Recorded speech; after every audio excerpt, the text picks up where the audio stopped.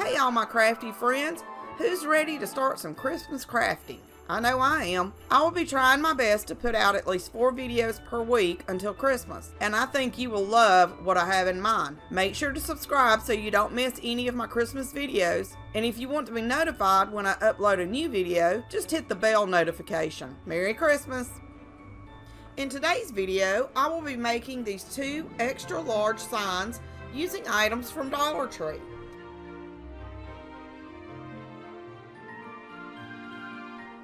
I picked up these 2 tag signs on my weekly trip to Dollar Tree this week. I knew I could find a use for them. The first thing I had to do was remove the Noel at the bottom. It was actually pretty easy to pull the cardboard from the sign just using my fingers. And I actually put the Noel part to the side so I could use it on another project. I then took the sign outside and used my orbital sander to remove all the glitter from the sign. The first part of the sign, I wanted it to be black, so I used some black chalk paint to paint the entire sign. I then set it aside to let it dry. To create the buffalo print sign, I used Waverly Crimson chalk paint first and painted the entire sign. It did take 2 coats to cover everything. I used my hot air gun to dry the paint quicker. I'll leave a link in the description below for the hot air gun I use. It was under $20 and it saved so much time. It's amazing. I used a ruler to find the center of the tag and the center of my tape. I placed the first piece of tape, making sure the lines matched up, and started using painter's tape to create my vertical lines. I put down a piece of tape and then used another piece to make sure my lines were even. Once I had all the lines down, I used black chalk paint and painted them.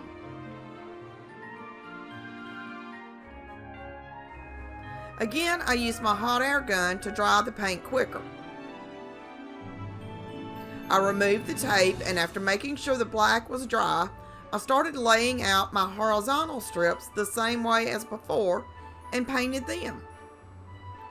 I used the same tape for both lines, but I would suggest using new tape. I had a few areas that bled and I had to touch them up with red paint.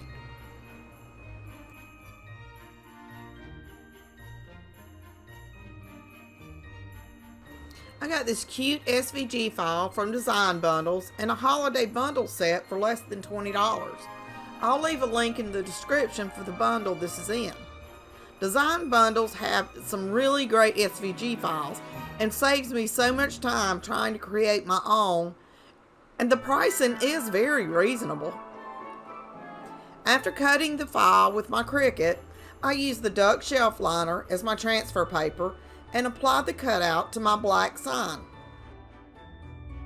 I used gloss Mod Podge to give the black sign more of a finished look. And once again, I used my hot air gun. The more I use it, the more I love it. After the Mod Podge had dried, I used some spray adhesive and red and silver glitter on the sign, and then added another layer of Mod Podge to make sure the glitter stayed on the sign. I got this red and black bell ornament from Dollar Tree and wanted to try to use it with the signs. But after working with it for a while, I realized I needed something bigger since the tags were so big. So I just cut everything off of the red and black hanger, and I added 2 red bells and 1 black bell from a larger Dollar Tree ornament. I did a lot of twisting and turning and gluing, but I think the signs turned out amazing. Since these are made using cardboard, they are not suitable for an outdoor door hanger. They look great hanging on a wall inside of the house. I think they turned out amazing. If you haven't already, like this video and subscribe to my channel. I am uploading 4 or more DIY videos each week, and you know you don't want to miss out on any of them. To be notified when I upload a video, hit the bell notification. Merry Christmas! And as always, thanks for watching.